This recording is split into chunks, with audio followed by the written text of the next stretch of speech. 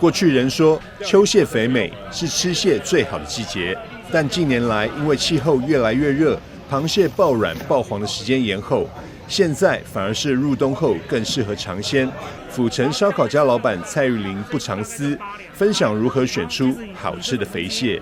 好吃其实要摸它这一块尖起来，它如果是硬壳的，这里如果是硬壳的话，这里就很好吃。硬壳的这边，那如果你是软的话，它的肉质就是稍微要，可是怕那个肉质就没有很好，所以你找螃蟹你一定要找这种硬壳的。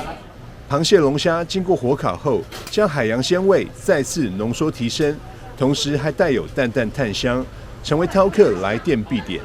秋天是吃螃蟹的季节，然后而且这个吃螃蟹最重要的就是什么呢？就是要讲究一个鲜。我喜欢它的那个鲜味，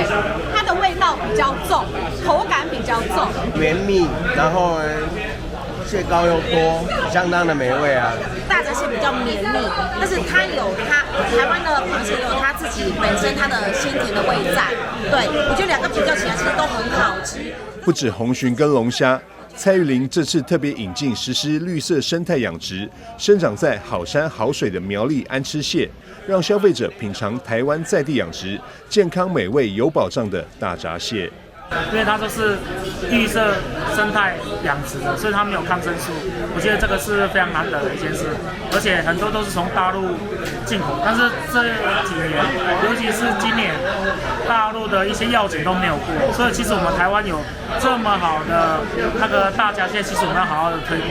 蔡玉玲表示，今年因为大陆大闸蟹药检没过，台湾没进，所以特别引进苗栗优质的安吃蟹，满足每位饕客挑剔的嘴。想尝鲜的朋友，记得要先提前2个礼拜预约。